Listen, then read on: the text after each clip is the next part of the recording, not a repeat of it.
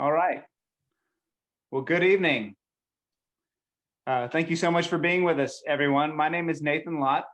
I am a researcher and advocate with the Preservation Resource Center of New Orleans, which, if you don't know, we're a nonprofit organization that's been active in the city for 45 years, promoting historic neighborhoods, investment in historic buildings, but also special places and our unique cultural assets here in New Orleans. So tonight's class about optimism and anxiety on Magazine Street builds on the cover story of this month's issue of Preservation in Print. So hopefully many of you are members of PRC and you get the magazine. If you don't get the magazine, or if you just try to grab it at your local coffee shop, let me suggest to you that you join Preservation Resource Center. It's a monthly magazine, and it's one of the many member benefits that you'll have as a member of Preservation Resource Center. You can do that at our website, prcno.org. You'll also get advance invitations to special events like our Beams and Brews, to tour buildings being renovated, and our upcoming holiday home tour. So memberships make great holiday gifts, I have to say, but so do tickets to that holiday home tour, which is going to be December 12th and 13th. We will also have a very special patron party with a meal provided by Brennan's on December 11th. The deadline to order your patron party tickets and get that very special meal from Brennan's is November 30th. They need a head count so that they know how much to prepare. So don't put it off. If you've been hemming and hawing, go to prcno.org as soon as the class is over. Get those patron party tickets or those holiday home tour tickets, which, as I said, also make great gifts. And they make possible events like this, free educational events, one of the many things that we do to engage with New Orleanians in our community and support the places that they love and the culture that we all share. So, as I said, tonight's panel begins with a magazine article, and we're going to build on the content that's in the magazine and explore some of those ideas more deeply. But why Magazine Street? Why did we pick that to take a deep dive? In part because it's a great microcosm for the challenges facing our city right now. You know, we have such a diversity of merchants and neighborhoods along the 6 miles of Magazine Street that it's a wonderful way to really explore issues that affect all of our commercial corridors and all of our neighborhoods citywide. But it has a special history, a unique history that begins with markets, food markets in what is now the Lower Garden District. But at the time, probably was called Coliseum Square, or the Upper American Sector. And that history is laid out beautifully in the magazine as well, in an article by Richard Campanella. And you can see as you go from downtown upriver along Magazine, a section of really beautiful historic buildings that are some of the oldest row houses with stores on the ground floor standing along the street and really remaining in the city in that cluster, that density. And as you go up the street, you see that Magazine passes through many neighborhoods. So obviously we care about historic preservation at PRC, but we also care about this bigger idea of something called place. And those neighborhoods have a sense of place, and Magazine is a part of that. And I'm sure we'll hear from our panelists about how those neighborhoods are really sustaining the street and its businesses. And you'll also notice there's such a great diversity along Magazine of cultural resources and cultural institutions. So you've got local businesses, but you've also got restaurants and bars and art galleries that are showcasing New Orleans culture. And that's thirdly, something that's part of our mission at PRC is to preserve the city's cultural identity. And so, you know, the future of those institutions along Magazine is wrapped up in culture bearers and continuing to have a vibrant arts scene and a lively cultural scene in our city. Mardi Gras would be a wonderful example of a cultural practice happening along Magazine. And lastly, we care about architecture, historic architecture, and we know that when buildings go empty, they tend to deteriorate, especially in our climate. So as businesses face stresses, as landlords and renters face stresses, one of the worst things that can happen to a commercial corridor is having high vacancy rates, where there's not a source of revenue. And if there's not a source of revenue, then there's no money to do the routine maintenance that buildings require here in the Gulf South, and that we spend a lot of our time teaching people about through our other online classes.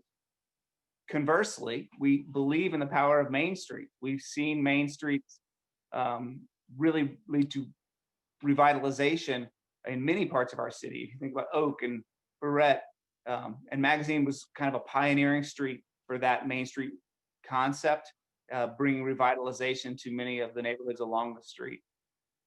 So that's a bit of the context of why we're having this conversation and why Preservation Resource Center, we think it's so important that we highlight our local businesses and that we help the community understand how they can support these businesses along our commercial corridors.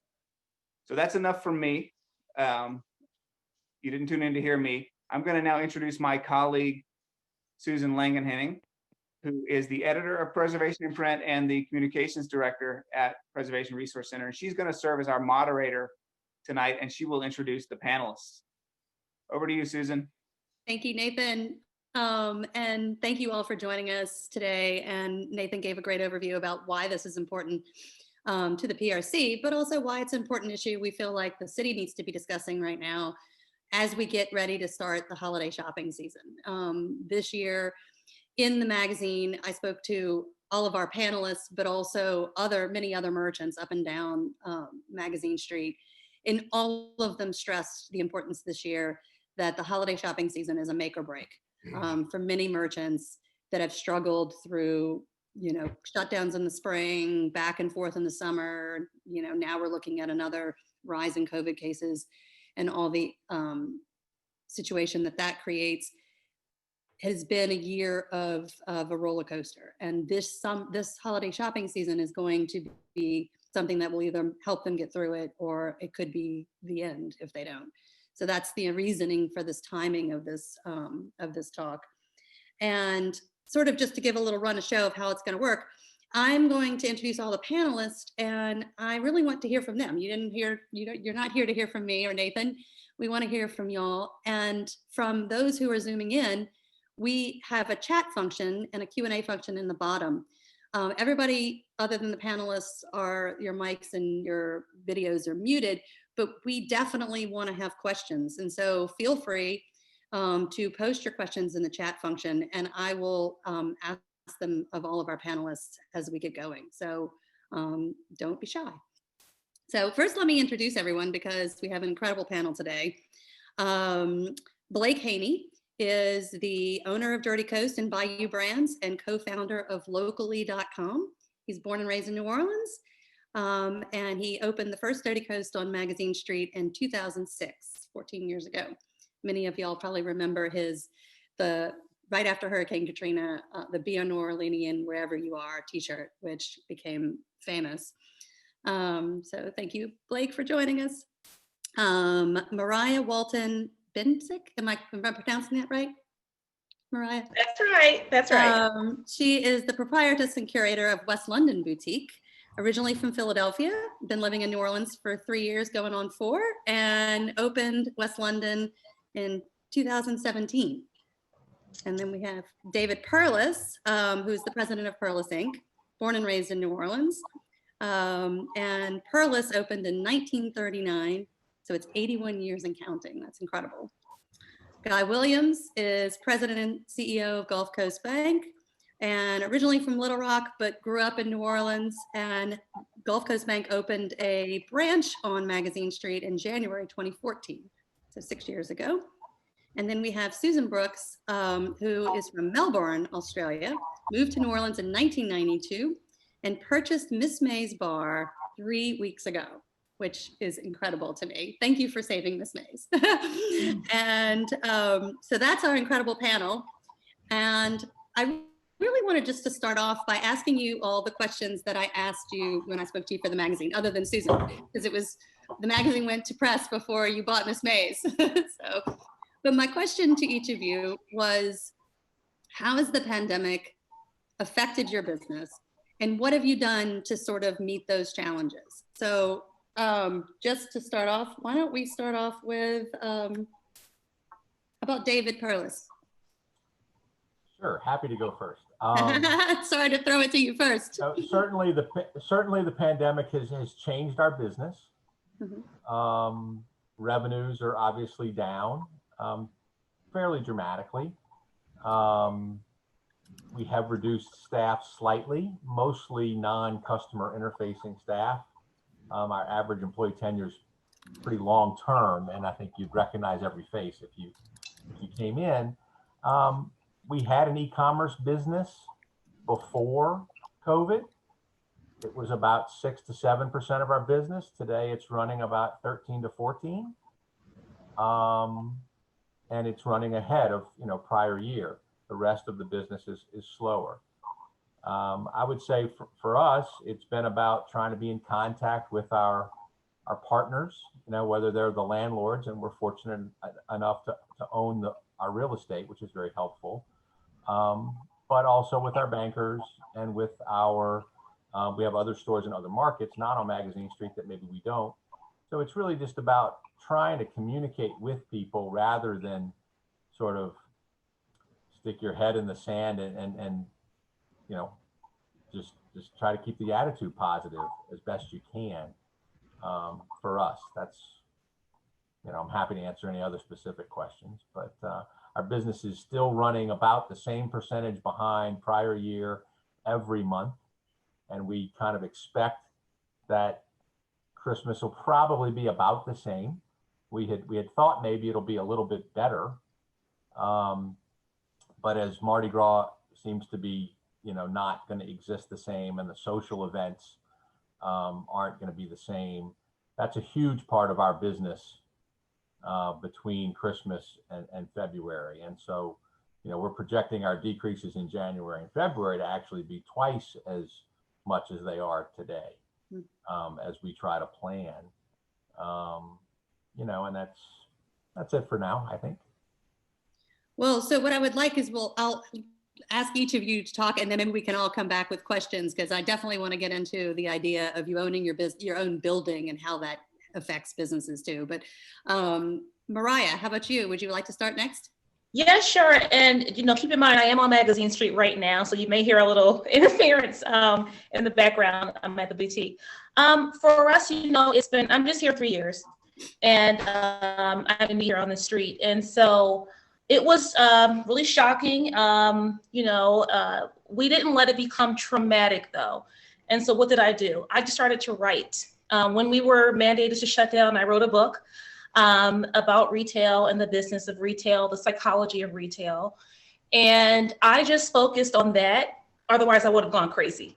And so what we did in the meantime is what we love the ones we're with.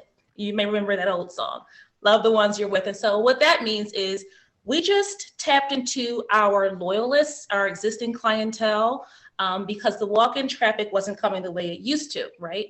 So we just went into our archives. We use client capture cards for each and every sale. And so we just looked and saw, who we could contact and what we had in the store that they may like. And that worked. What happened is when we opened again, the traffic started to steadily increase. So we were now getting people coming into the door, not like before, but we were getting people coming into the store. And so we really sort of honed in on them because we want to keep them around. We didn't want them to be just, a one and done. We want to keep them in our orbit as well. And so for us, we've twice sold out of clothing. So we've done all right. Now I'm a small boutique too. I'm only 500 square feet, but we have had to overnight clothing from Europe twice. So we've been fortunate that way. I have to attribute it to, though, just our processes and procedures. It's not just, for us, it's very kind of, step by step in how we sell. There's just two of us, but I teach my associate. He went through a class with me. It's a retail, it's a sales dance, it's a process. And that's how I grew up in retail on the luxury end of retail. And so that's how I run the business here now. And if there are ways, there are steps that we take to keep us afloat. We can't just depend on people just walking in, and so since we had already been in that practice, when this happened, it was a blow, but like I said in the magazine, it wasn't a setback for us. It was just a challenge. So we've, I'm always knocking on wood, but we've been okay. We've been afloat. That's tremendous that you sold out twice. Incredible. We definitely want to get back to these points. Blake, I want to pass it to you next, if you don't mind. Sure. We've had a pretty strong web presence since the beginning. That's actually how we started in 2005. And we definitely invested a lot of time and energy, tripled our online advertising buys when all this went down and we were sort of forced to shut down our stores. We were very lucky in a few fronts with the ability to do print on demand, the ability to release things like social commentary t-shirts. We were able to produce products that poked fun or made commentary about what we were all dealing with as a community. Our online and our offline essentially flipped. If it was 30-70 before, it became 70-30 once we were able to open our stores. Over the past 90 days, we've been down about 24%, which is not dire. I mean, it's not great, but we've been able to make it work with adjusting our hours and really emphasizing local pickup at our shops, which we're really starting to push more aggressively now as we're getting through Christmas, because it's completely unknown as to what Black Friday might be or Shop Small Saturday. People obviously are not going to want to cram into our shops, especially the Uptown, which is pretty small. But we've been lucky as a brand to be able to produce products, when the mayor announced, the parade's not occurring and Mardi Gras being different, we were able to launch a Mardi Gras light t-shirt to poke fun at it. And, the little things like that allow us to get a little boost in sales here or there. But our store traffic has, there was definitely a few weeks there where it was just abysmal. And it was, you look at the numbers and you compare it to the year before, and you just can't do that anymore.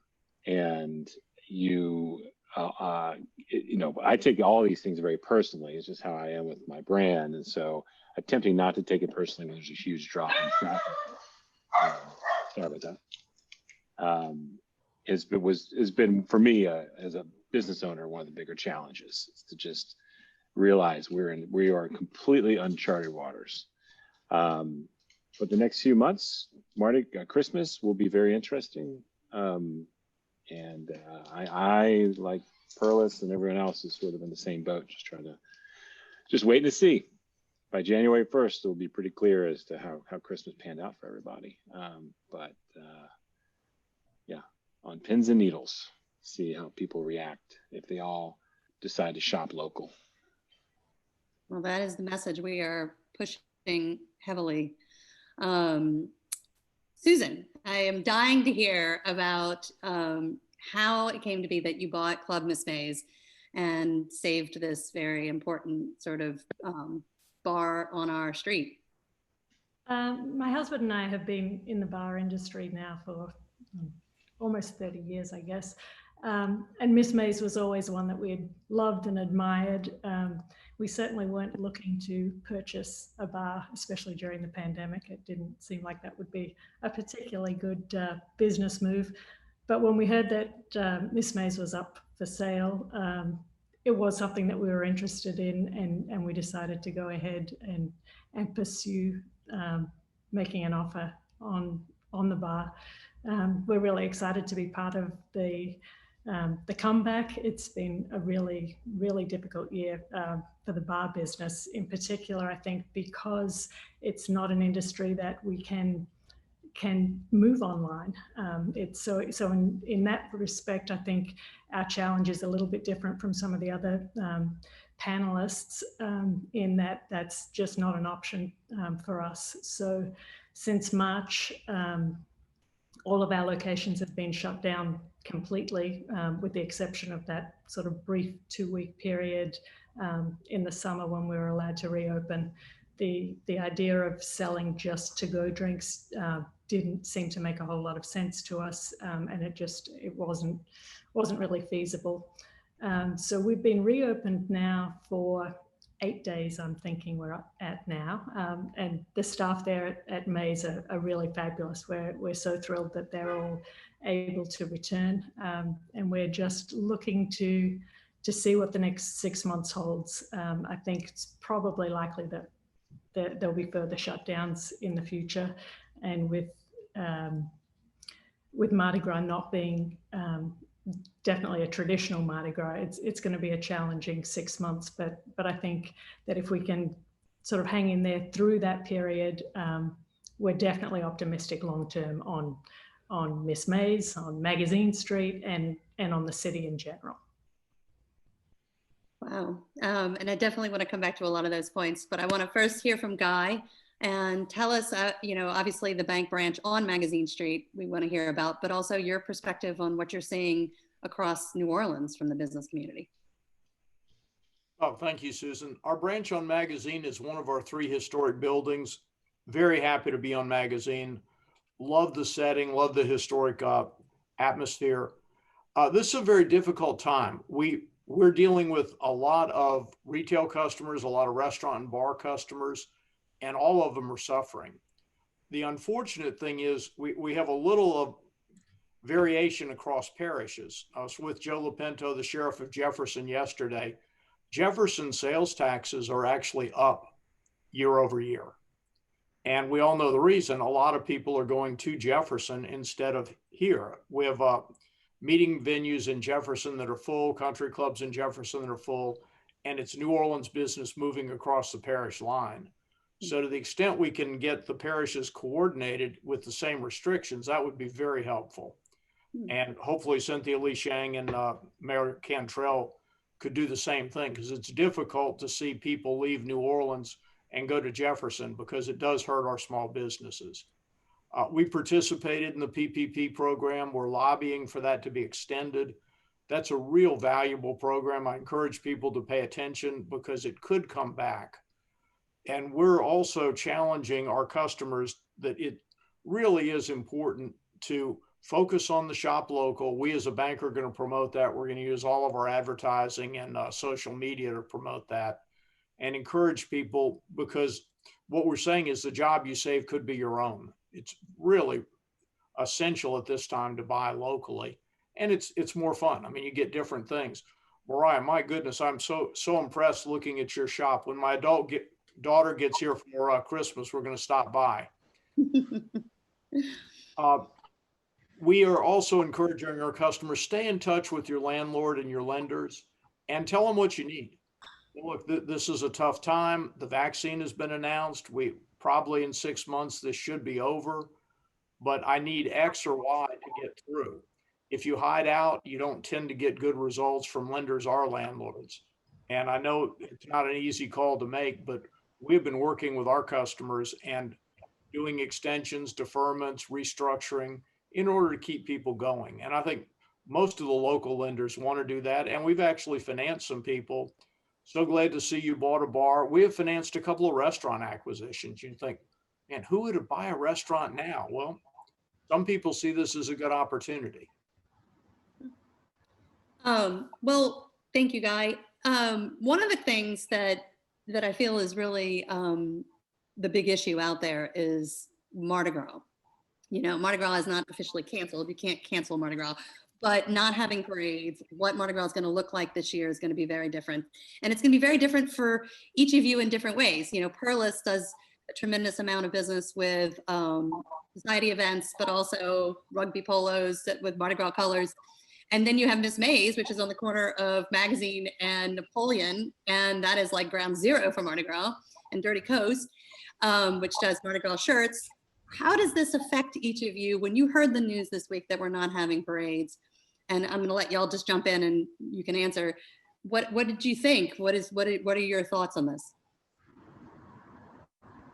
Honestly, I really wasn't surprised with the mayor's decision. As tough as it is for everybody, I think that with the COVID numbers the way they are and the spike that we saw last year right after Mardi Gras, it seemed like it was sort of inevitable. So as devastating as it will be economically, I think it would be so much worse if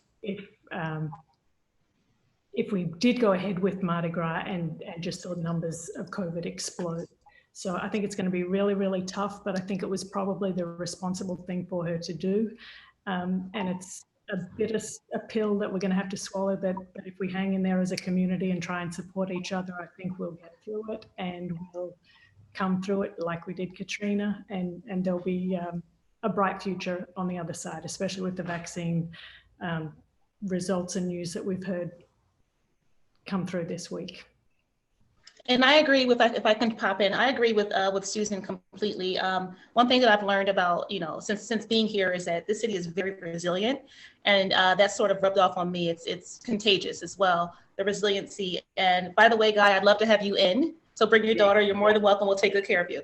Okay, segue. But no, for us, I'll tell you, the holidays and Mardi Gras aren't really huge for me as a boutique. They're not huge. I'll tell you what is that we missed. We missed Champagne Stroll. Champagne Stroll for me is like Christmas. I don't know what it was, what it is about the holiday, but for 3 years, it's been like the biggest event for our boutique on Magazine Street. We missed that, Easter, Mother's Day, Art in Bloom at the museum, Art for Art's Sake. All of that is our big events for me here. If we could get through that, I think we'll get through Mardi Gras too, as far as I'm concerned. And so we got through, 5 or 6 of my biggest events. I think that we'll be okay now. And Susan, I couldn't agree with you more. If this would have happened last year, with Mardi Gras being canceled, people would have been up in arms, So I think this year it's a responsible thing to do. And honestly, we'll get through it as long as the community comes together and just supports us all. That goes for us too, even as business owners, to go out and support, our colleagues out there. I only shop local. I mean, down to my olive oil. I go to Verdura down the street and get my balsamic vinaigrette, my olive oil there, So everything that I do, I try to kind of build up my local karma, if you will. So we shop local for everything. So, we really are, it sounds cliche, but we really are all in this together. And, it's important to be givers, not just takers, as business owners. So. Yeah, I would say that, Mardi Gras for us is a big business. However, it is the right thing to do. And you can't value, things are so much more important than business at certain times, and people need to be, safe and careful. And, they'll wear some purple, green, and gold stuff. They're not going to change the colors of Mardi Gras. I'm a little jealous of Blake. I have to tell you that print on demand, rather than me having to commit to things in June, and then in June, I really don't think I really understood what was going on. So we'll have a little carryover inventory, and our financiers will deal with that. But that's really not a huge issue long term. And it's about getting events back. It's about getting what makes, we're a social town, and it's going to take some time, but 6 months, 8 months, whatever it is. Mardi Gras is going to be different, but people from New Orleans are going to find a way to hopefully celebrate responsibly, but we're not going to sit in a bunker either. So this too shall pass. David, you happen to notice the pocket square? I can't see at the moment, but anyway. The Perlis crawfish. Thank you. I got to get you on my screen. Blake, how about Mardi Gras with you? You certainly have T-shirts that speak to it. Yeah, I mean, we've started brainstorming on what we could put out to what is the sort of new Mardi Gras state of mind, or what are some products that we could release that people might resonate with, that they could buy or wear, that, you know, sort of almost like a, something to commemorate in a weird way, this new weird Mardi Gras we're going through, similar to what we did with when we didn't have Jazz Fest, this idea of festing in place. We are lucky that we can release things like that. It's going to be, our numbers are, it's completely unknown what our numbers will look like in terms of our store traffic without the tourists. I know our Royal Street store numbers will be probably pretty abysmal compared to years past, just because of the lack of tourists, the lack of conventions. But you know, we're making it work. I think in terms of the city's decision was a smart one. I do not envy in any way Mayor Cantrell's job with COVID, canceling Mardi Gras, Hard Rock Hotel, the hacking of computer. I mean, just literally, it's been one thing after another. So yeah, I do not envy her in the position that she's in. But as someone who loves Mardi Gras, and yeah, I like parades, but I also personally like the private parties and street parades and happenstance that occurs during Mardi Gras. I am very much looking forward to Mardi Gras Day, because I think it's going to be really interesting and fun. I'm already planning my inflatable ball costume that I can walk around in and not interact with anyone, but interact with everyone. Yeah. That's terrific. Yeah, I think this year's costumes, and especially ones that are like that, like sort of socially distant costumes in some ways, are Right. off the chain. Right. Well, in my conversations with many of you when we were doing the magazine stories, like you talked about, you have a store up near Whole Foods, and then you have one down in sort of Lower Garden District. And they're two sort of very different personalities of Magazine Street. How is it between those two locations? What's the difference in your traffic? What's the difference in your customer? Our Lower Garden District store is essentially a early bet on Magazine Street sort of making its way and starting in that area. We have had pretty good sales, pretty good traffic since we opened it last year. It's an interesting mix of locals who live in that neighborhood or are coming from downtown, and then tourists are essentially starting the walk from the World War II Museum in downtown. So it has worked out for us. It's a great space. It's cheaper rent than anywhere else that we've opened a store. We got a pretty good deal in terms of our rent. And they are going to be developing the parking lot across the street. There will be retail right across the street from us probably the next year or two. So that's another calculation for that store. Our Uptown store is still some tourists making their way over there, or we're just, we became part of this, there are these tourists they come once a year, twice a year, 3 times a year, and we became part of their schedule. We became a spot that they hit every time they visited. And so we still get those folks uptown, and we still get some locals. But it has dropped dramatically since we had to close down and open up again. Our physical stores are probably at, anywhere between, depending on the week, anywhere between 25 to 50% of what they used to be. And our online is just sort of handling all the weight. The two stores are handling each other. Whether we keep all our stores open in the future is unknown. If I have to wind up downsizing and closing stores and putting more of my energy into our online business, then that's just something we'll have to do. It's never fun, the idea of something you invest so much energy into in terms of developing a store and a space, to have to shut that down. But it's definitely part of our potential game plan. We will not know until January 1st or March 1st with Mardi Gras what our plans are, but we're definitely preparing for having to close something down if need be. David, you had mentioned to me when we were chatting back in October that your Mandeville store and your Baton Rouge store were actually doing better than your Magazine Street store. How's that going? Yeah, they are. by percentage, they're holding up. I mean, they're smaller stores. Magazine Street is, 50-ish% of the overall volume, brick and mortar Magazine Street.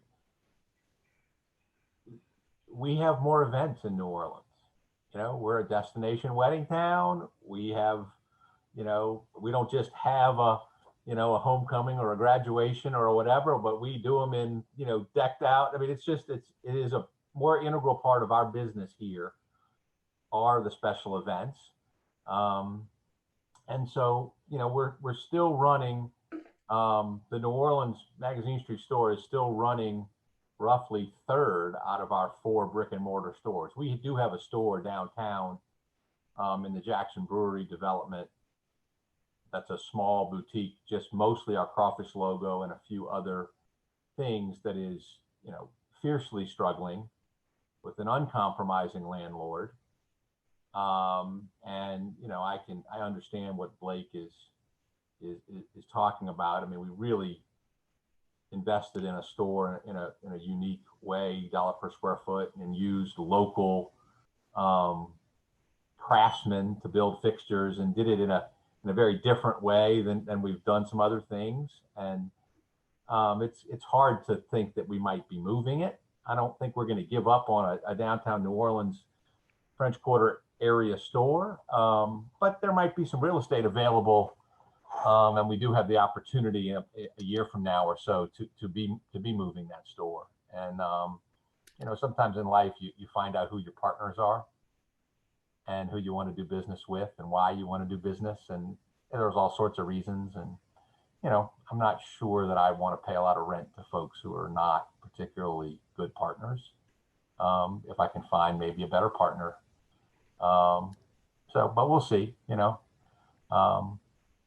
plan to close any stores. We are fortunate that we own 2 of our locations, so our family entities are going to live on a little less for a good while. But that's okay. So I hope that answered the question. I'm very envious of you owning your own properties.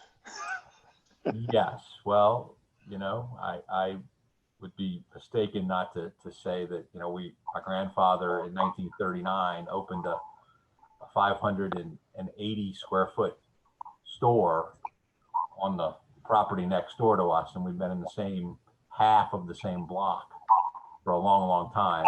And, being the 3rd generation has its challenges. We're a slower boat. We're not so creative with an average employee tenure of over 20 years.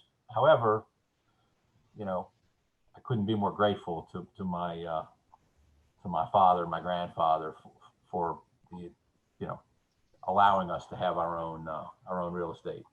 So it's the right investment if you can figure out how to do it down the road for any of us. Right. Guy, I wanted to, pinging off this idea of owning the own real estate, Starbucks over the last week has announced that they are going to all of the landlords for Starbucks locations around the country and basically demanding-ish to renegotiate their rents. What are you seeing from your clients, Guy? Are a lot of the landlords willing to do this? Are they open to working with merchants? It's really a mix. We're seeing some people are very understanding and want to have a long-term relationship. Other people could care less, and it's like tough luck. We really don't care. So it's 50-50. You certainly will not get anything if you don't ask. If I were a landlord, I don't know that I'd be deeply sympathetic to Starbucks. I think they're doing just fine. But then again, they have a lot of leverage. So perhaps they'll get more than they deserve. I'd certainly rather help a local person than Starbucks. I mean, I always encourage people, for goodness sake, don't buy Starbucks. We were a coffee town before Seattle even knew about selling coffee. One of the things you mentioned to me when we were talking for the magazine story was how, while retail merchants and restaurants and bars, unfortunately, are really struggling during this, there are other factors in our economy that are just blowing and going. Home sales, contractors. Can you talk a little bit about that? They are, and our real estate business is booming. I mean, we're doing 90 million in mortgages every month. So we're on track to do $1 billion of mortgages. Real estate sells pretty much as fast as it can be listed. But I want to circle back to retailing because I was talking to Michael Adler and he said their jewelry business is doing very, very well, and particularly the watch business. Apparently folks that, didn't make trips said, well, I've always wanted that Submariner Rolex or some other watch. And so the old watches and watch repair is coming back. So I would encourage the retailers, consumers are looking for unique items. They're at home sort of bored. So if you can pique their interest, we're seeing a lot of people buying collectibles and things that, they just wanted to buy and now they have the reason. High-end furniture is selling well, redesign is selling well. Our home improvement contractors that did all the open floor plans are now going back and creating offices. It's like, okay, yeah, that was fun, but not when mom and dad and the children are home all Zooming at once. Absolutely. The other interesting thing, Susan, boats, motorcycles, airplanes, and RVs are all selling. All dear to your heart. Yeah, and so are bicycles. So you can barely find a bike in town, even a high-end carbon bike. Yeah, it's really astounding to me what people are buying and seeing, lots of stories. There was a Wall Street Journal story recently about specifically how people who didn't go on vacations, like Guy is saying, are using that money to buy things that they've been wanting for a while, whether it's big electronics or more furniture or a home renovation. And I have to tell you, Susan, they're buying clothing to wear on the vacation. Let me tell you. So a lot of our imports that have come in from, Australia or London or Denmark, I'm surprised. Those are like the fancier things we get in. They're gone. We post about it and it's gone in a couple of days. So when they're going away to Greece or wherever they're going, they need clothing too. That's what they're coming here for. So it's astounding. We're not complaining, but it's astounding. I do think a lot of it is people are saving up for when if they see a dress that's fabulous and they can envision 6 months to a year out, I'm going to wear that. Like I'm going on the town as soon as we're allowed to go back on the town. So it's awesome. Susan, I wanted to ask you, when you bought Miss Mays, did you buy the building as well? Yes, we did. It wouldn't have been something that we would have been interested in doing without purchasing the real estate as well.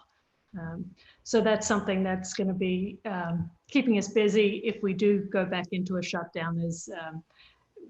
That's something that we've really loved to do in the past is get in and do the renovations and the restoring the building. So that's stay tuned. There's going to be some changes and improvements on the corner.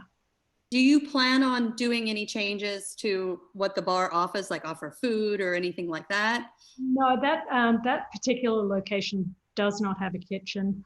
Our other bars are all bar and grills where we have incorporated food, but it's something I think Miss Mays is sort of, we didn't want to mess too much with what's been a wonderful, well-established place. So we're going to leave it as is. Did your staff, the staff of the original Miss Mays, come back when you opened? One of them. They're fabulous. They reached out and sort of found me on social media. I wasn't really sure how people discovered that the sale had gone through, but word got out, and within a day or two I was getting sort of phone calls and messages from people that I didn't recognize, but we soon connected, and the original staff are all back and they're just wonderful. So we're really, really excited to go into partnership with them, and hopefully we'll be able to maintain at least a limited operating hours over the next couple of weeks or month, barring whatever may happen with the city, but we would definitely want to keep all of those workers after a shutdown for sure. Well, it certainly is. People have the relationships with their favorite bartenders, and so I can absolutely see the value of that. It's a tough year for all the servers in town, especially in the bar business, because they maintain so much of their income is tip based, and so that's been devastated. And unlike some of the restaurants which we're thrilled to see up and thriving, the bar business has been one that's sort of been singled out specifically, and we understand the reasons why that's a little bit more of an environment that could be prone to spread. So we definitely understand that, but it's something that we hope that we'll be back in business and stronger than ever in the next few months. We'll definitely pulling for you. Well, I'm going to turn to some questions that people have been posing in the chat, because we've got some great questions from people. April Watson has asked if any of you have suggestions for Small Business Saturday for retailers, anything from a modest advertising budget, any kind of creative approaches that you're doing. Blake, you're really great at this. Maybe you can weigh in on how do you get people's attention right now? Well, if they have, website platforms like Shopify have some local pickup and local delivery features. Those would be really handy to have active by Small Business Saturday, just so folks know that whether or not if they don't want to come into the store, you can at least purchase something through your website from their local inventory from that store, and choose to call, just swing by and pick it up. I think that's just that is going to be something that has increased over the years and was put into overdrive during the COVID shutdown. And I think it's now becoming more and more part of the routine that people are used to. I'm going to be working on some of the same promotions that we offer in terms of specific discounts for folks who come in and shop with us on Small Business Saturday. We're always trying to think of little lanyard items that we can give folks who support us on that specific Saturday. So we do little giveaways and stuff. And then we also have a lanyard coin, this lanyard, black and gold lanyard doubloon that we give to some of our shoppers who purchase a lot with us or certain levels. And we do a special perk percentage off that day if people walk in with that particular coin. But that's what we do every other year. How many people are going to be making their way into the shops is really unknown. So I think I'm going to be trying every angle, but definitely emphasizing the ability for you to purchase beforehand and come into our shops to grab your item. Yeah, that's, I feel like this year the challenge is trying to figure out what the right messaging is too, and how do you order your inventory? Mariah, do you have? Yeah, we do something every year on Small Business Saturday. And what we do is we try to incentivize the customer to shop, not just us locally, but for anyone, just any local business. So what we do is if the customer brings in one receipt from any locally owned small business, they will get 10% off, 2 receipts, 20% off, 3 receipts, 25% off or more. So that's how 3 receipts or more, 25% off. So that's kind of like our way of giving back too, but we have to see the receipt. So any small business, bring in the receipt, 1 receipt gets you 10% off, 2 receipts, 20% off, 3, 25% off, 3 or more, 25% off, anything in our store. And so that gets, and we've been doing that since we've been open, and it works every year. It's wonderful. Clients love it, we love to do it. Businesses like it as well. And so it's a great way to, support us all that way. Do you have other merchants next to you that do reciprocal? Of the same incentive? Mm-hmm. No, we're the only ones who do it. Yeah, I mean, we get clients who come in with the receipts from those stores, so we don't mind, but everyone has their own thing, but that's what we like to do for Small Business Saturday. We like to support, as many businesses as we can, and our neighbors and colleagues as we can. That's really creative and really nice. I mean, it's a really great promotion for shop small. Yeah. That would be an interesting idea for something that the Magazine Street Association could support. Maybe a specific, almost getting a ticket, if you will. If you purchase something at one particular business on Magazine Street, you get that ticket, which then you can then redeem at any other shop on Magazine Street for a particular discount, and then it becomes sort of something that's paying forward all the way down the street. Yeah, there was a question. Sure, and I'm new to MSNA. After you, David. So you go ahead. Oh yes, so I'm new to MSNA and I have a big mouth, but I better be quiet for a second because I'm not on the board yet. I've been nominated, but I don't join the board until 2021. So, but yes, Blake, that's one of my ideas. And I joined MSMA because I have so many ideas for the street. And you like hit the nail on the head with that. So yeah, that's one of them. And again, I can't say I don't feel comfortable in raising that yet. But yeah, once 2021 hits and I'm officially a board member, that's definitely going to be one of them. It's just a great incentive, and it really just benefits all of us. After you, David. We the Lanyap coin we made, it was terrible timing to launch it right when COVID was happening because everything was shutting down. But we reached out to a bunch of locally owned businesses, and they also, if you have our coin, you bring it into like Urban South Brewery, they'll give you some sort of discount or perk for having that coin. And it's sort of this sort of locals incentive. But having Magazine Street create something that all of the shops can distribute, I think is a really cool idea. It is a good idea. One of the questions in the chat, was about a bingo card or bundling along the street for Christmas shoppers. Whether that can get done for this year or not, but it is a nice idea. Do you have any special promotions for Perlis during the holiday season? We haven't really changed from what we normally do. So we do have a particular online Cyber Monday type thing that we will be doing again. And then in store, we mail out 2 different pieces. So they're large mailing, direct mail things that start basically when you get it, that mail the Monday before, that expire in mid-December. So it sort of kicks off that event, and we offer it to people that weekend. But nothing particularly new. I mean, we definitely, I shot a commercial yesterday, and Shop Local is more important than ever is a part of it. And in the holiday style guide that we send out, we added a message again to, talking about, that it's been a hard year, but shopping local and supporting small business. And I do think people want to do it. I think Blake's point of how to manage it and handle the pickup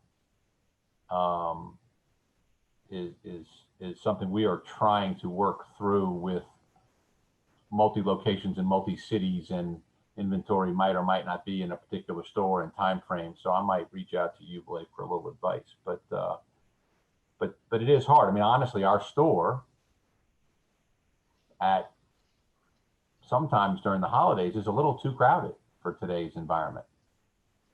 Right. And we do feel like we are going to set up an additional point of sale and try to do some things to spread it out. But we're trying to encourage people to shop early as well, and we pushed the expiration date on one of those things up to the 15th or 17th to try to spread out the crowd, so to speak, if we're fortunate enough to have one. Because the last 4 or 5 days for us are our busier time, and it might not be this year because people won't be traveling so much. It's often when people from out of town come home and then shop at the end. But we are a little concerned about having to really sort of how to manage that and dedicate a staff member to making sure that our numbers are where they need to be. And unfortunately, we could easily have some restrictions in the next few days, few weeks again. David, I would love to ask you, someone asked in the Q&A, and you and I had briefly talked about this back in October, the road construction that's going to be going on in the area of Perlis on Magazine Street, but on the streets around it. I know I live near here, and it's tearing things up. How is that going to affect you too? It is something we've been extremely worried about for the last 5 or 6 years since it first went on the strategic planning, but it's now going to happen, and there, it's basically a 2-year window starting this spring. So we should come out of COVID just in time to have drainage and resurfacing work in front of us for 18 months. And it is really a concern, and I'm not suggesting that the work doesn't need to be done. But it's tough timing, and you just, and parts of Magazine Street, frankly, so the work, if anyone's not familiar, is Nashville Avenue to Broadway. And it's two different projects that are going to overlap 6 months. Through the park in front of the zoo and whatnot is a one piece, and then Nashville too. But the blocks of Magazine Street from Nashville to State, don't have parking on the side. So I haven't seen the plan yet to know whether they're actually going to close the street for periods of time or not.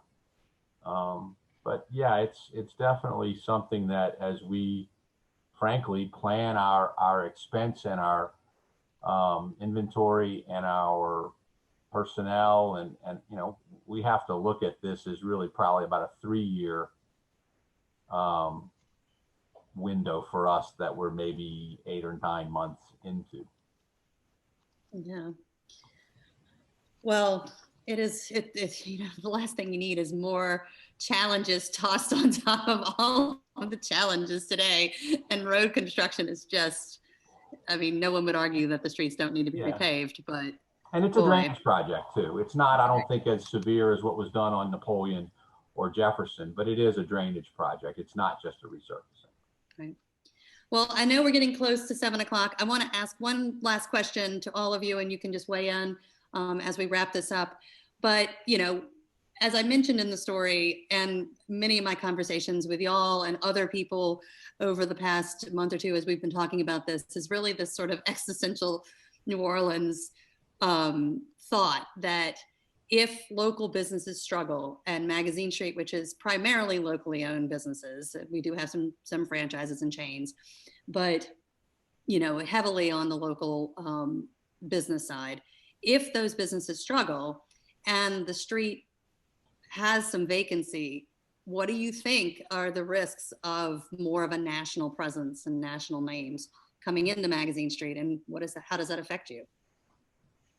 My worry is with the rents. My rent doubled in one location, almost tripled in another, and I worry that if rent does not, a few things, if rent doesn't drop because of what we're all dealing with, and we don't receive a sort of PPP loan or stimulus that's a Main Street stimulus with a focus on businesses that maybe are less than $2 million a year, less than 100 employees, something that's capped, not like the PPP was, where there was just enormous amounts of fraud and theft from money being given away just to willy-nilly to businesses that simply didn't need it.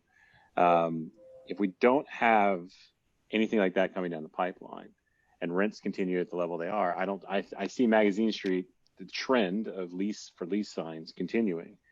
And the only businesses that will be able to afford dropping $5-6 grand or whatever on a space is going to be a Lululemon and type brands. And I think I don't know what the percentage is, but there's definitely a percentage where there is going to be a tipping point, 30%, 35%, where if 35% are national brands, at some point you lose the character of the street, and it's simply, maybe there'll be just one little corridor that's purely local, and the rest is, companies from outside the city. So that's my concern is rents not being able to drop to really, match what the new reality that we're in, or there not being a Main Street stimulus. If a Main Street stimulus comes through and businesses are able to get $100,000, $150,000 to help them as a cushion for the next year, until the city begins to see a little bit of the tourism returning, which I think will come raging back once there's a sense of that people feel comfortable doing so. I am very worried that at some point we just won't be able to sustain staying open. I think it's up to, the homeowners, the landlords. I know for mine, she raised her family in this house. We're right next door to Lululemon, Blake, like what you were talking about. So, although we see residual business coming from there, yeah, I agree with you. just 3 years ago, I mean, when I arrived at the street, there were all mom and pops. It was amazing. It was great. It was, you know, everyone, we understood, you know, each other's challenges and strengths and all of that, and we supported each other. Our advantage here, again, knock on wood, my landlord is a huge advocate of small business. She's a huge advocate of local business. And so she just, I mean, we're in a double. I'm on one side, another local business shop is right next door to me. It's just her jam. It's just her thing.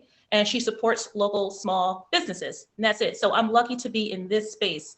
You know, I moved from the cottage next door. That was sold to a main, you know, one of the big box businesses. I moved just in time, because I would have been kicked out.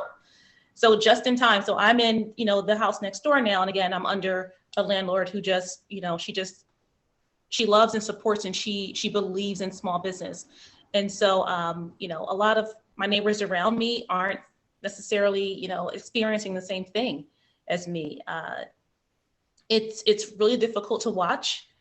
And I guess my contribution is, you know, I try to kind of give any advice. What I do know is retail.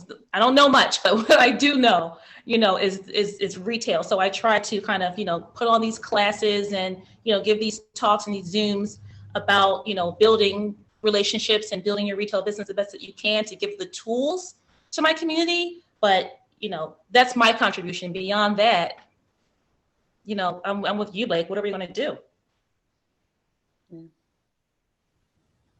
I would say that David, there's risk, certainly, that Magazine Street, you know, I mean, property taxes have gone up pretty dramatically on most property owners. So I do get to see it from both sides.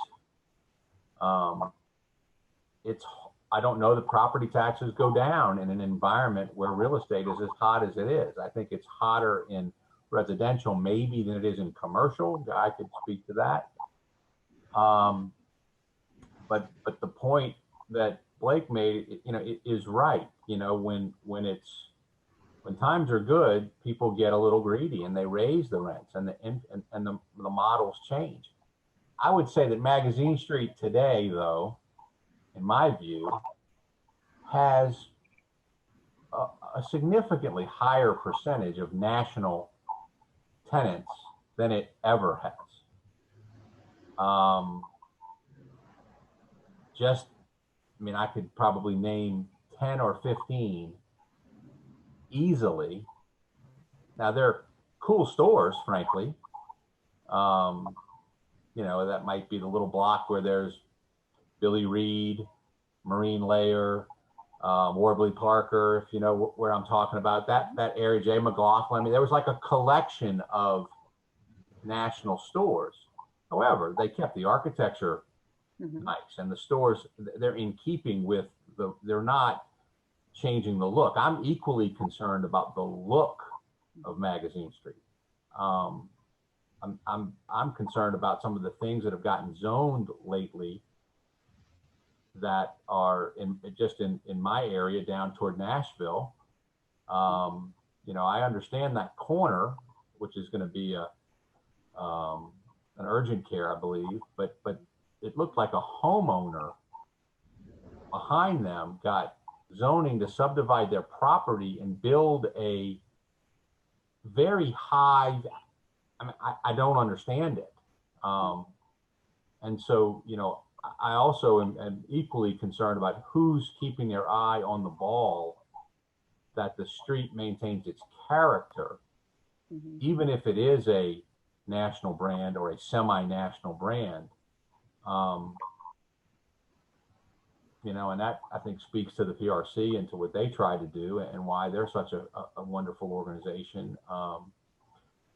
But I think that's tough too, because you don't want it to sit vacant, the real estate, and you know, I guess that's those are both concerns for me. very interesting story in last Sunday's New York Times business section looked at Savile Row in London. And apparently they have some sort of spot zoning for Savile Row that requires the businesses there to have an in-house tailor specifically, because, you know, obviously it's the tailor, the most prestigious tailoring.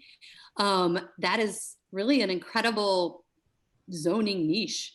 And so it does sort of beg the question. Obviously, I don't think we could do something quite like that, but could you zone Magazine Street to be local? Like, could you do something that sort of made it not conducive to a national client franchise? But to speak to what you did, David, said, is that you can't have them go vacant. And so there is that stretch where you have, you know, Kiehl's makeup, I mean, Kiehl's face, skincare, Lululemon, Warby Parker. They did keep them in the buildings, did keep the look of it. Nathan Lott, who obviously is on this panel too, is our advocacy coordinator and director at PRC, and really stays watchdogging that to try to keep a look at what is happening to the historic buildings, because that definitely changes the aesthetic as well as the mix of retail on the street. So, Guy, I don't know if you wanted to talk a little bit about the property rise. Well, very unfortunate. The taxes have gone up so much, just as income is going down. So I think that's unfortunate. I would like to look at some selective zoning that would favor locals, because I think that's the attraction of Magazine Street. It's not the if it becomes all change, you might as well be in Atlanta.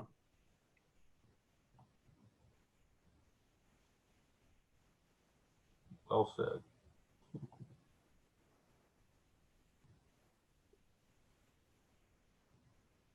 I think we may be having some audio issues with Susan. Okay, well, here, I hope y'all can hear me. This is Nathan back from PRC. Yeah, I think there's probably some legal complications around zoning for requiring local ownership, but there is definitely a legal avenue to zoning, for example, an area where there would not be fast food allowed. That's done currently in the French Quarter. The interpretation of that has been contested, what constitutes a fast food restaurant. But you know, that's an example of where our city has chosen to try and promote a certain type of business and certain type of establishments. So yeah, I think there's merit to this idea of what are the parameters that we can legally put on a property owner or a business that would make the corridor more conducive to local businesses. And I think there's also questions about design review for new construction. You know, St. Charles Avenue, rightly so, is subjected to a high degree of design review by the Historic District Landmarks Commission. You know, there's nothing to say that in 5 or 10 years we might not want to do something similar along Magazine Street and some of the other corridors that are equally famous and equally desirable, to make sure that, you know, we are retaining, you know, the architectural character. Certainly, you can't just demolish a building on Magazine Street now. That is subject to protection, thanks to changes that were made about 4 years ago. PRC and many others advocated for those.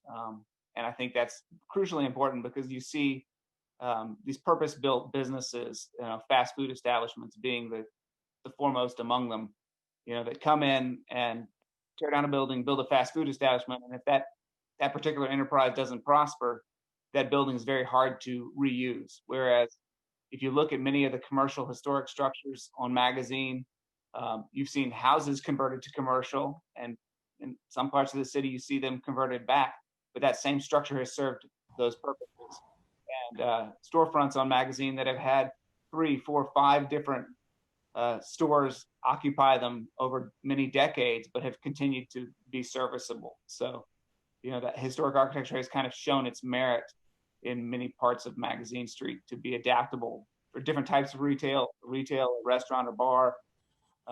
Yeah, you guys are all great examples of that. All right.